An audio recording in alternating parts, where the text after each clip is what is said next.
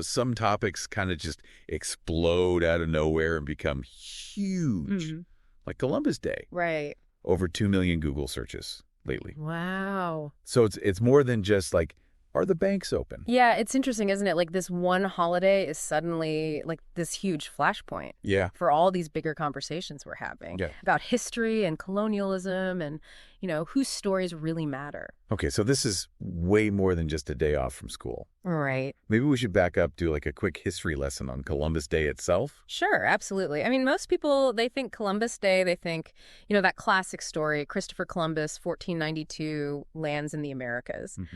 But thing is, it wasn't even a federal holiday till 1937.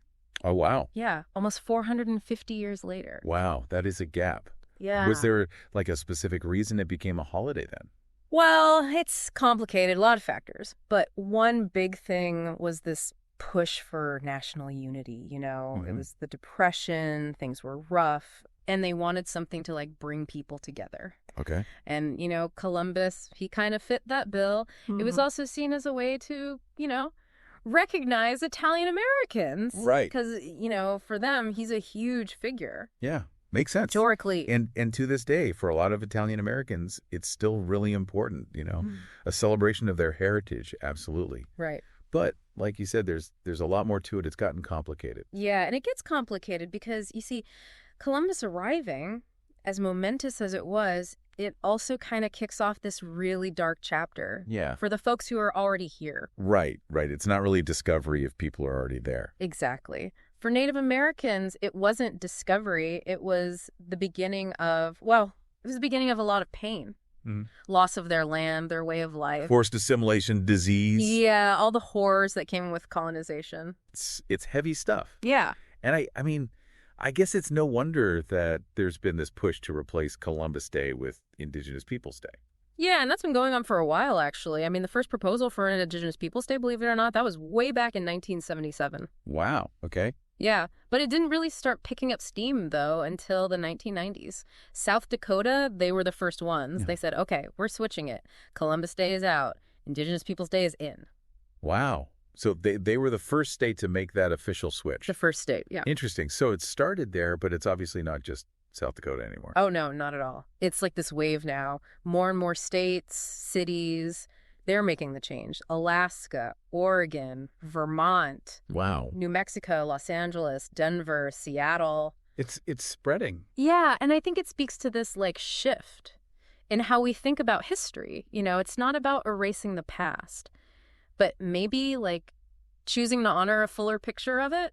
So it's less about like celebrating just one guy, right? And more about recognizing like whole cultures that were already here. Right, exactly. Yeah. And this shift, it goes beyond just holidays, it's impacting how we teach this whole history to kids, to the next generation. Yeah, it's not just memorizing names and dates anymore. No, not at all. There's this big push now to like show a more complete and honest picture of what happened, like in classrooms. So for example, you see a much bigger focus on like what colonization really meant for Native communities. Yeah. The devastating stuff, like the Trail of Tears. Right. And there's this movement to bring in Indigenous voices directly, Oh, interesting. Not just as a side note, but like woven into how we learn it all. Yeah, like actually acknowledging there is more than one side to the story, especially with history. Exactly. Because history, it isn't, a nice, neat story. It's messy. Right. It's a bunch of different experiences, different perspectives, all jumbled up. And when kids learn that, that's when they start to like really think for themselves, Challenge what they've been told. Yeah. Which, I mean, that feels more important now than ever, don't you think? Oh, absolutely. And the internet's got to be playing a role in all this, right? Huge role. I mean, imagine trying to have these conversations even like 10, 15 years ago. It'd be so much harder. Yeah. The internet has its downsides, but it connects people in a way we just couldn't before. Yeah, it's like this big, digital town square, right? Where anyone can speak up. And for Indigenous activists, social media, it's been like this incredible tool. You've got your hashtags, your hashtag Indigenous Peoples Day, hashtag decolonize. Right. Those become rallying cries, ways to get the word out, to organize. Yeah. It's given a voice to folks who, for a long time, no one was really listening to. Yeah, it's pretty amazing to think, Like a single tweet can spark this whole conversation now, right. And maybe even lead to real change. See, and that's what's so cool about this whole debate. It's not just about a holiday. It's bigger than that. It's about how we see history, period. It's about who we decide is important enough to remember. Exactly. And what that says about us, like what kind of future are we trying to build based on how we see the past? It's like we're, I don't know, finally really looking at our own history. Yeah. And that's where you come in. Ooh, I like this. Ending with a thought for our listeners. Yeah, something to think about. So we've dug into Columbus Day, right? Mm-hmm. The whole Indigenous Peoples Day movement. Right, how it all ties into like social justice, representation, all that. Exactly. But now it's personal, What does this all mean for us as individuals? Right. When you think about how we remember the past, commemorate it, what comes up for you? You see a Columbus statue or hear about Indigenous Peoples Day. Yeah. What's your gut reaction? Yeah, these aren't like easy questions. No, not at all. No easy answers. But the important thing is we keep talking about it, keep learning. Keep questioning. Yeah, engaging with this stuff, even when it's tough. Because honestly, even if this deep dive just left you with more questions, that's okay.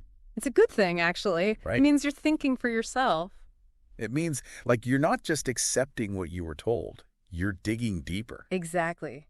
Because history, it's not just some dusty old thing in a book. It's alive, It's shaping our world right now. Right now. And the stories we choose to tell, the voices we listen to. That's going to decide what the future looks like. Exactly. Wow. Okay. Lots to think about. Lots to think about. As always. Thanks for diving in with us. My pleasure. Always good to be here. Today is your lucky day. Today is the day that our $3 website works for you, paying you directly to your PayPal daily. Imagine $3 ongoing continuous payments to your PayPal account. Imagine falling asleep and waking up to $300 in your PayPal account. How would this make you feel? How could this help you? What bills could you pay? What kind of fun could you have? What does that retirement look like now? All for a one-time payment of $3. This website is DFY done for you, fully built and completely hosted, and never stops collecting payments for you. You have spent $3 on coffee on a regular, but that coffee won't help you create multiple streams of income. Click the link below.